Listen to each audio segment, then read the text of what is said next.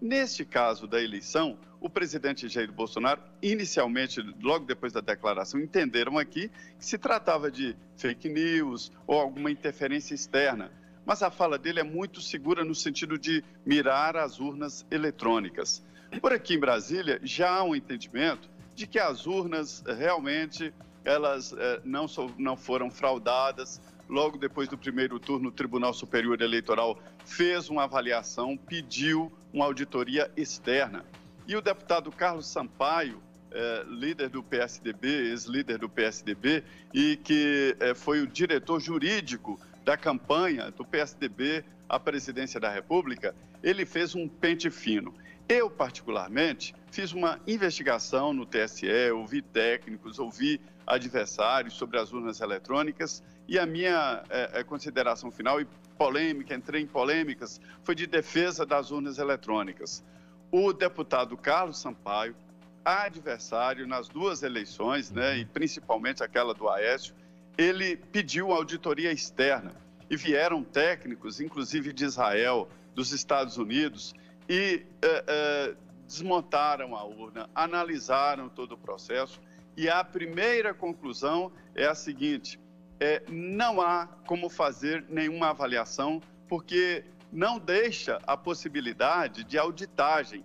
Então, esta é a conclusão da auditoria externa do PSDB. Então, ninguém pode dizer se houve fraude, mas também não pode dizer se não houve fraude, porque o resultado é apresentado. A urna eletrônica é uma máquina de somar medida besta, nada mais do que isso. Ela não é ligada a nenhum sistema, em nenhum momento.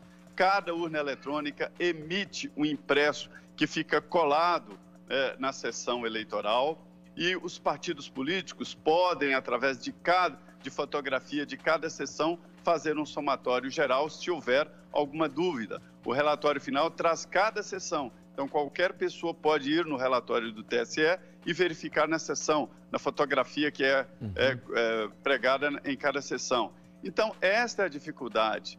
Técnicos, repito, de Israel, dos Estados Unidos e de vários outros países, contratados pelo PSDB, vieram ao Brasil e analisaram tudo. E a conclusão é de inauditável.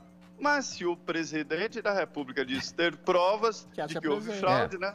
Vamos aguardar. Que as apresentem, né? Ô Zé, tudo bem, você trouxe pra gente um apanhado da parte técnica aí, né? Mas politicamente, essa fala como repercutiu aí em Brasília? Tirando o Carlos Sampaio, esse episódio com o Carlos Sampaio, que pediu, né, para que esses técnicos estrangeiros fizessem qualquer tipo de aferição nas urnas eletrônicas do Brasil, como isso politicamente pode influenciar o clima e os ânimos aí em Brasília?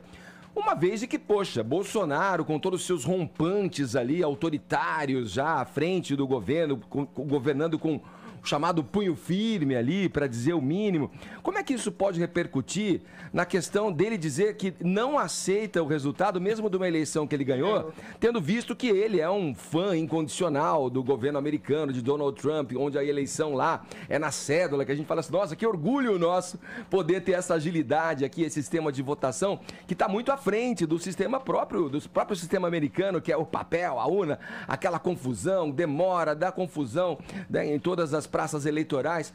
Como é que isso pode repercutir em Brasília, junto ao Congresso, Zé? Edgar, quer saber, quando a gente chega no Congresso, os deputados, os líderes, já virou brincadeira, perguntam qual é a última do presidente, ou seja, todo dia tem um susto desse. Então não é discutido, porque não há como discutir isso tecnicamente, sim, politicamente. A fala do presidente reforça grupos no Congresso Nacional que defendem o voto impresso. Seria uma técnica, uma impressora ao lado da urna, onde quando se vota não se tem contato, né?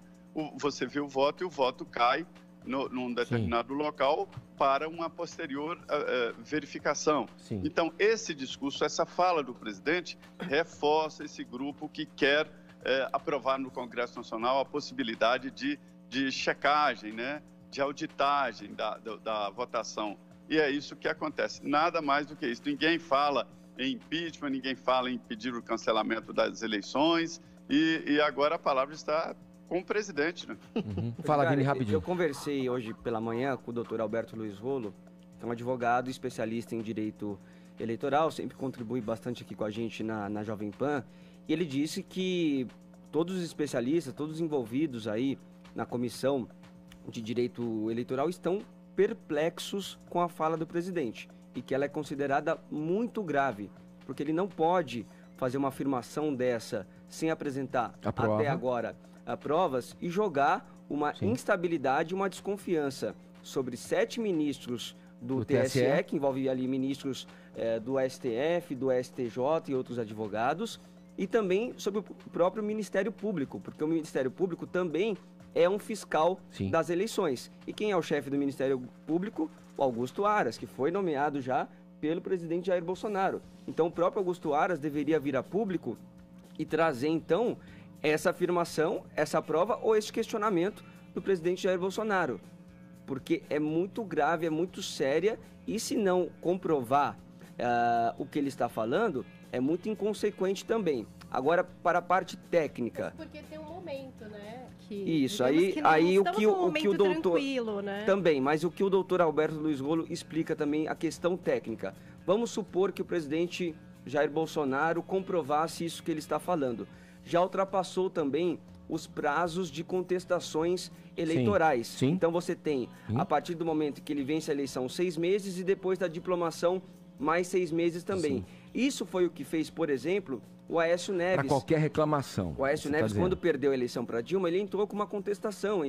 Ele chamou ali técnicos, né, em urnas, peritos, para poder fazer a contestação e no prazo legal. Hoje não aconteceria absolutamente nada, porque esse prazo já estendeu e, como a gente já sabe, o Bolsonaro venceu a eleição. Então, e um questionamento plausível, para passar a bola para o Adriles, eu penso que é o seguinte: quando o candidato Jair Bolsonaro tem uma ideia já pré-estabelecida de que o sistema de urnas não é garantido, não é confiável, é uma coisa.